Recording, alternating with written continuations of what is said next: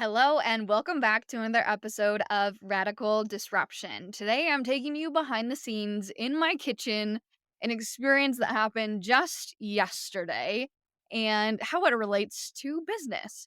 I bought an air fryer during Amazon Prime Day, and it's something that I have wanted for a really long time. And I've been so excited about it. I didn't want to buy it full price though, because air fryers are a little bit expensive.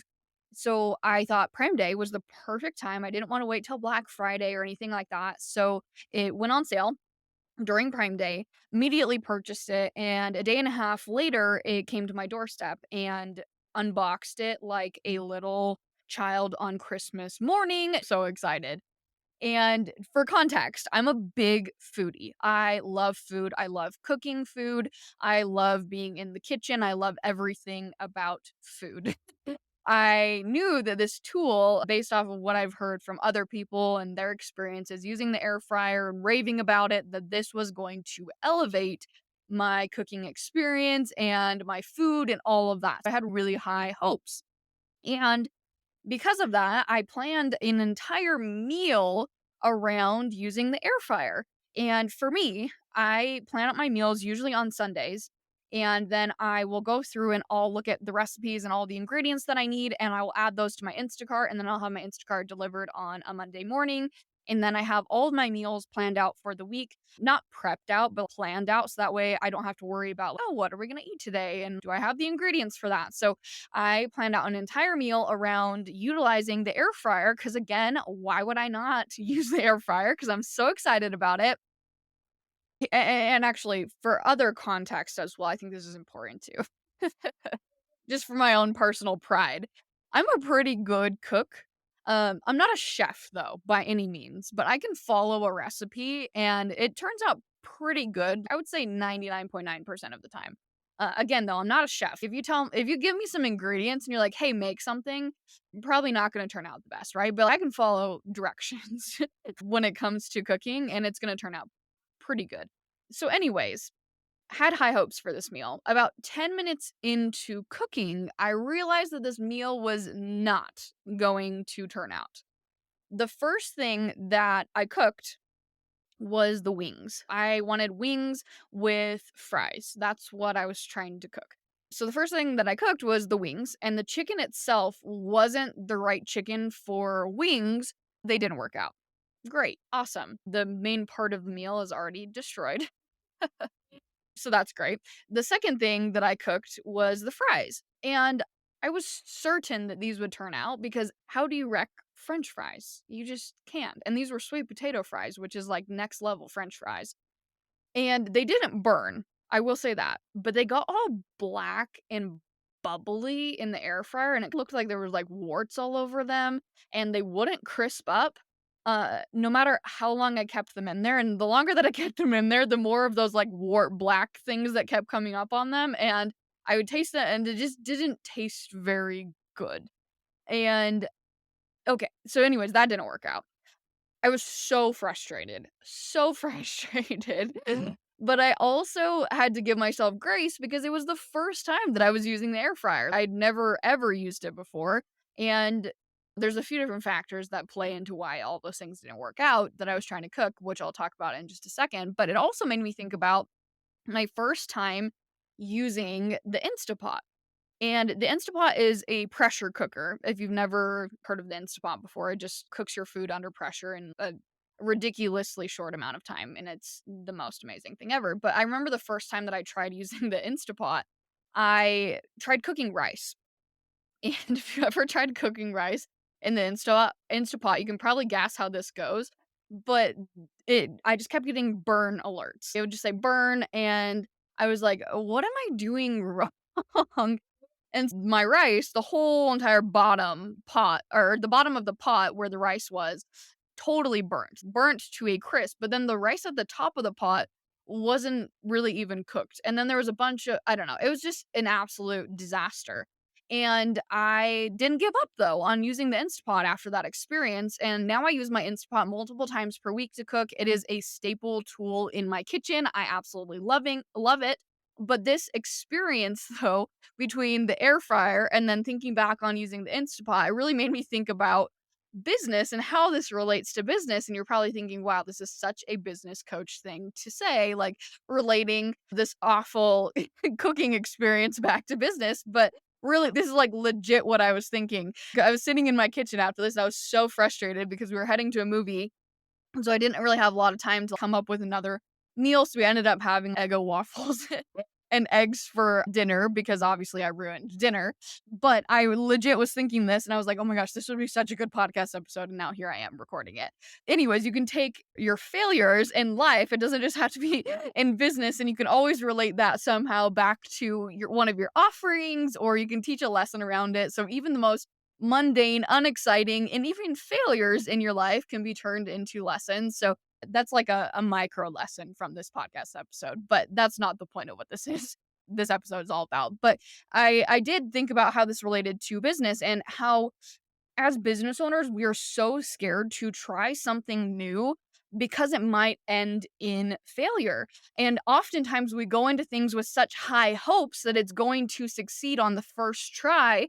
And then we experience failure. And then we're like, maybe we're not cut out for this. Maybe this isn't meant to be, or maybe people don't like this offer, or maybe people don't like XYZ, or whatever it is that you put out into the world that you did and it didn't go as well as you planned it, right? But in reality, being a beginner and failing is really the only way that we can get to where we want to go because no one can start 10 steps into a journey, even though we all want to. We all want to be making $1 million, $10 million, 5 billion. Like, we all want to be making, okay, I shouldn't say everyone, but like, that would be nice. Like, I would say if you were making that amount of money, like, you're probably not going to turn that amount of money away. At least I wouldn't. I can only speak for myself, I guess I should say. But I wouldn't. Like, that's all money that I want, right? Like $10 million, like $5 billion. Yeah, please sign me up for that. But also, the people who are making that amount of money right now, the people that you can look at in the world who are bringing in, who are bringing in that amount of money, they are many steps, many years into their journey, and I would even go as far to say as many failures into their journey as well. And so it's failure is a part of the process. It is not the end of the process.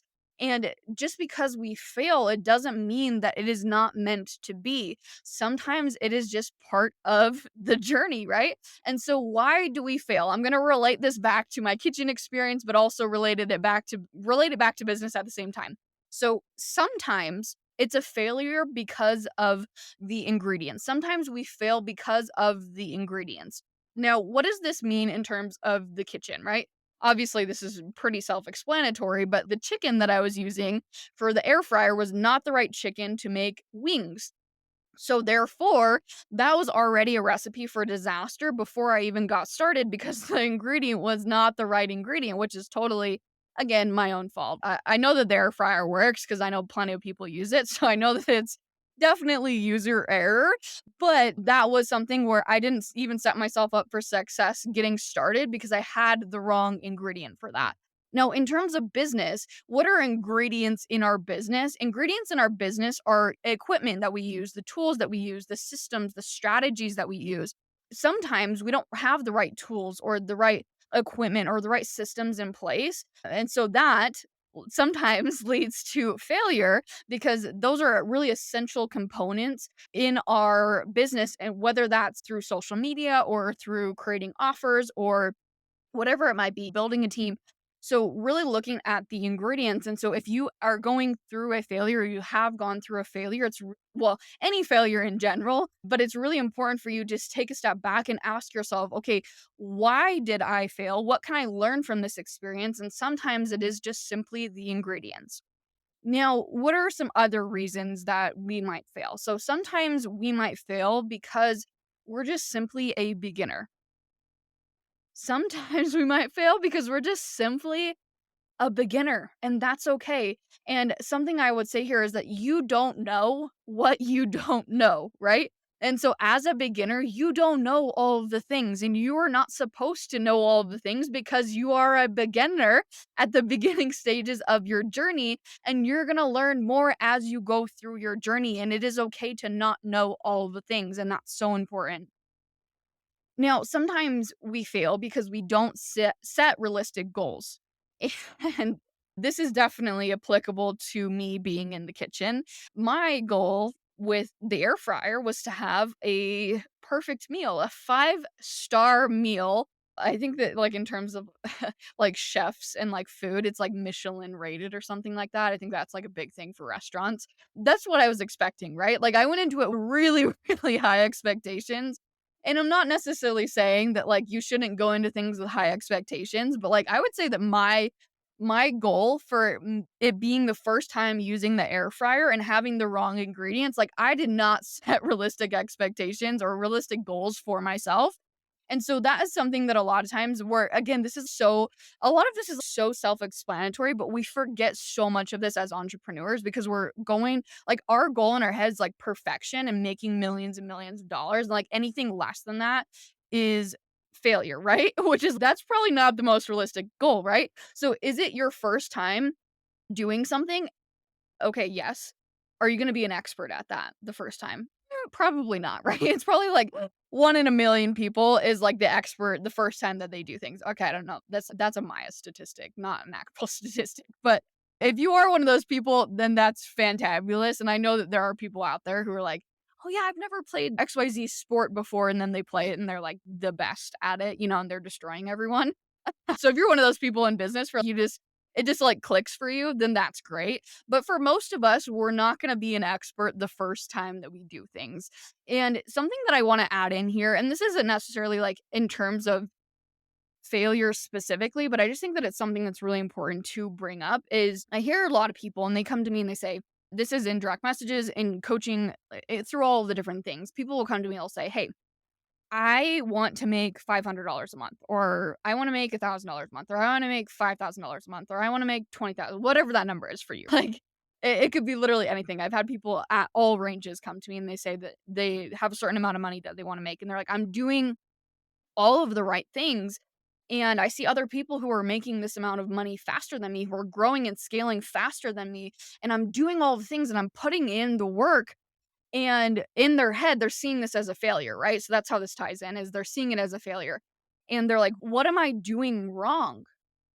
Now, a perspective shift that I would present to you here, and this is just something that I believe, this is something that I teach, is that sometimes in order for us most of the time in order for us to get to that next level, whatever that looks like, and it doesn't even necessarily have to be anything that's necessarily monetary, like, it could even be all the examples in my head right now are totally monetary, but I was, like, thinking, like, signing on 5 more clients or hitting X amount of followers on Instagram, like, whatever that next goal is for you, and it doesn't have to be monetary, but for the sake of this, I'm gonna give a monetary example. If that next goal for you is making $500 a month and you're asking yourself, why is this not happening for me? Like, I'm doing all the right things. What am I doing wrong? Now, I genuinely believe, and this is based off of my own experience and based off of what I've seen from a lot of the clients that I've worked with, is I genuinely believe that there are lessons that you have to learn along the way. There are failures that you have to go through in order to get to that next level. And so the question that I want you to ask yourself is not, like, what things am I doing wrong to not be hitting the number that I want to be hitting? But and instead ask yourself, what are the things that I need to learn?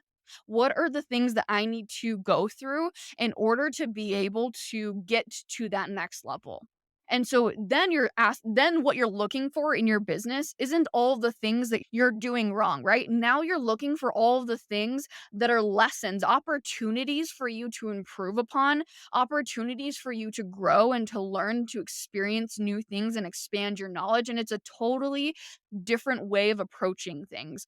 And looking back on my journey, this is a total vulnerable, transparent moment here, which is what this podcast is all about. But I hit 100 and I had my very first 100K month, which actually was 160K month in revenue. It was like 140K cash, I believe. Rolling that off the top of my head, but somewhere in that ballpark in November of 2022. And after that, I didn't have another 100K month. And then in January, I did have another 100K month. It was 120K in revenue. It was like around 105 in cash.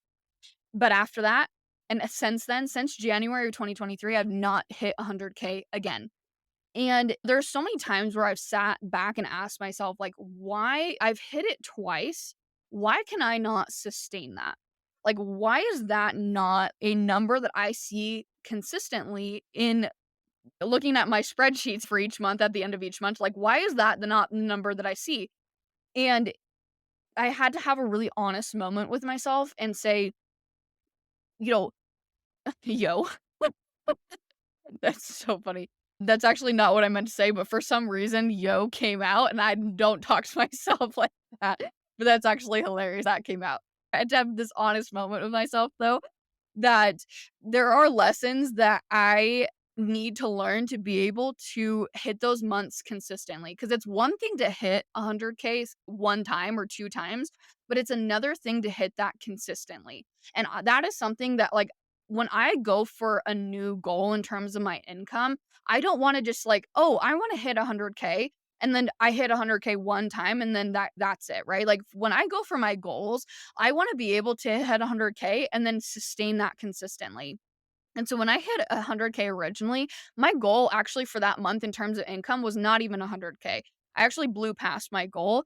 But looking back now, I had this expectation after I hit that first 100K month that like everything after that would be a 100K month, which was an unrealistic expectation for me because I didn't have the systems, I didn't have the team, I didn't have all these things in place. I hadn't learned all these lessons that I need to learn to be able to have 100 or have consistent 100K months. And I genuinely believe that to this day that I still have yet to learn all the lessons that I need to learn to be able to sustain 100K months. And I'm still in this learning process. And I really like having that perspective shift for me of like, instead of it being like, what are all the things that I'm doing wrong to not have 100K months consistently? But instead, looking at it as a learning opportunity of, okay, there's still more that I need to learn. There's still more that I need to do. And not necessarily I need to do more in terms of working more or things like that, but like building more automations, building more systems, building out my team more, like those types of things that are actually going to help me with sustainable growth and sustainable scaling, that's more of what I need to do and focus on.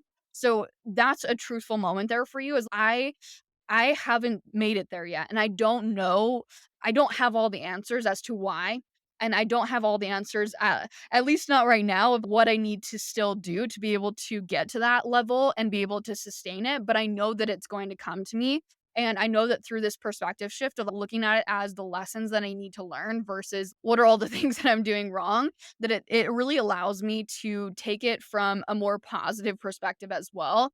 And for me, I've mastered 50K months. I've mastered hitting 50K months. I've even had multiple days in 2020 or multiple months actually in 2023 where I've taken 10 or 15 days off during that month and I've brought in 50K months.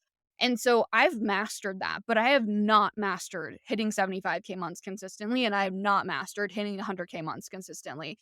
And I'm still in the process of mastering that thing and I know that it's going to happen when I've learned the things that I need to learn. And that's on my own time frame, right? Because there are people who are doing it faster than me. There are people who have scaled to $200,000 months who started their business after me and they're consistently hitting those income months and I know that for a fact and I'm so happy for them, but I cannot compare myself to them because I still have lessons that I need to learn. And also something that's so important to that as well in terms of comparison is if you're sitting here and you're comparing yourself and like, well, this person did XYZ faster than me, and maybe they just learned lessons faster than you. That could be one reason, but maybe they have prior experiences that taught them those lessons that you don't even know. Like maybe they went to school and they got a degree in business and they learned a lot of those lessons in there, or maybe they had another business prior to this one that they actually failed at completely and that taught them a lot of lessons. You just never know someone's full story unless they're obviously telling you the full story of things, but like most people aren't actually doing that.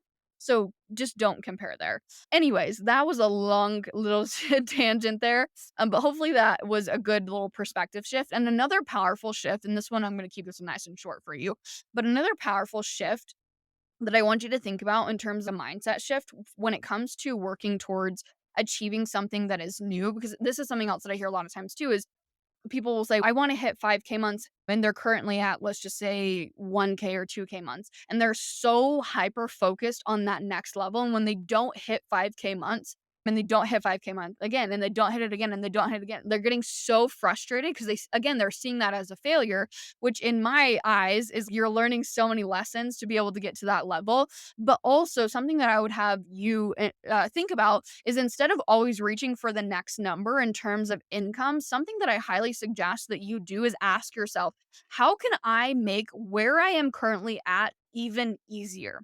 What do I mean by that?